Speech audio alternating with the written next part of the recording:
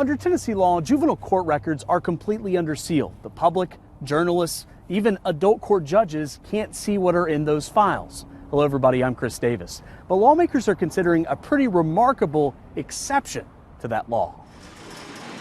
The juvenile court system is built on the concept of second chances. Certainly things that we do as children should not be considered as adults. Records are sealed to the public, journalists, and even adult court judges so that mistakes from someone's youth don't automatically doom their adulthood. They don't have access to juvenile records. But Republican Representative John Gillespie wants at least judges to know this information. Under his bill, a judge could access juvenile court records as far back as 5 years to determine the amount of bond they set pre-trial. This would correct that. But Democrats think this could set a bad precedent. We grew up with the idea that your record, once you turn 18, you get a clean slate. And now this bill goes even further. I want those records public, and I want you and everyone else to know what the history was. This week, House Majority Leader William Lamberth added an amendment that would allow all juvenile court records to be released to the public if that child was responsible for a fatal school shooting and is now deceased. And killed a sweet young lady who should be alive today with a bright future. He directly admitted this is intended to open all files related to the Antioch High School shooter. When you have someone who is a juvenile that murders someone inside of a school system,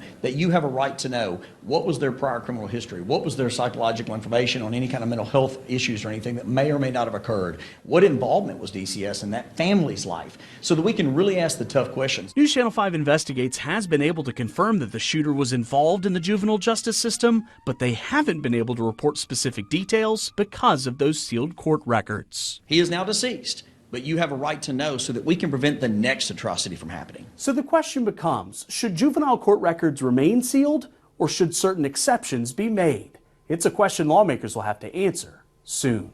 With photojournalist Dan Blommel, Chris Davis, News Channel 5.